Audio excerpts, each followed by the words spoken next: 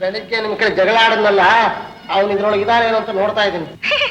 ಕೇಳ್ದೇನೆ ಉಷಾ, ಮನುಷ್ಯ ಏನಾದ್ರೂ flower was ನಲ್ಲಿ ಇರ್ತಾನೇನೋ? ಇವರು ನಿಮ್ಮನ್ನ ನೋಡಿ ನಗ್ತಾ ಇದ್ದಾರೆ. ಇಷ್ಟು ಜನ ಹೆಣ್ಣು ಹುಡುಗರ ಮಧ್ಯೆ ಒಬ್ಬ ಗಂಡು ಹುಡುಗ ಬಂದ್ರೆ ಸುಮ್ಮನೆ ಬಿಡ್ತಿದ್ವೇನೋ? ಏನ್ ಮಾಡ್ತಿದ್ರಿ? ಏನ್ ಮಾಡ್ತಿದ್ವಾ, ಹೀಗ್ ಗಟ್ಟಿಯಾಗಿ ಹಿಡ್ಕೊಂಡು ನಿಮಗೆ ಹ್ಯಾಂಡ್ ಓವರ್ ಮಾಡ್ಬಿಡ್ತಿದ್ವಿ. ನನಗೊಂದು ದಿವಸ ಈ ರೀತಿ ಮನೆ ವಿಷಯ ಸ್ಟಾಪ್. 16 ಮಕ್ಕಳು ಪ್ಲೀಸ್.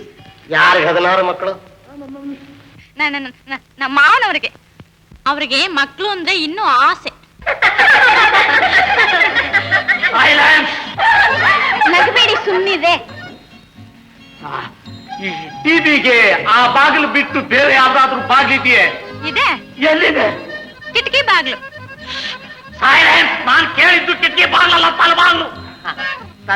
ಬಾಗಿಲಿಡೋದು ನೀವೇ ನೋಡಿದ್ರಲ್ಲ, ಬೇರೆ ಬಾಗ್ಲೇನಾದ್ರೂ ಇತ್ತೇನು? ಹಾಗಾದ್ರೂ ಕೊಟ್ಟ ಕೈ.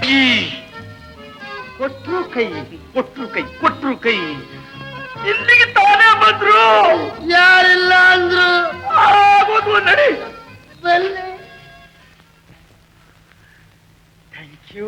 Thank you very much.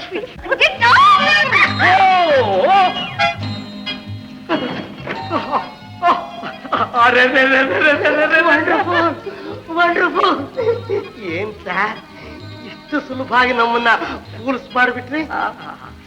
ಮಾರ್ವೇಷ ಅಂದ್ರೆ ಇದು ಪರ್ಫೆಕ್ಟು. ಅಷ್ಟು ಸುಲಭವಾಗಿ ಅಷ್ಟೊಂದು ಸ್ಮಗ್ಲಿಂಗ್ ಕೇಸನ್ನು ಕಂಡಿಡ್ದಿರೋದು ನಮ್ ಡಿಪಾರ್ಟ್ಮೆಂಟ್ಗೆ ಹೆಮ್ಮೆ ಸರ್, ನಿಮ್ಮಂತ ಪೊಲೀಸ್ ಇನ್ಸ್ಪೆಕ್ಟರ್ ಇರೋದು.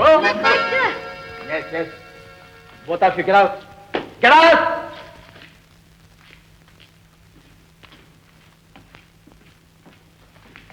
Mistake sir.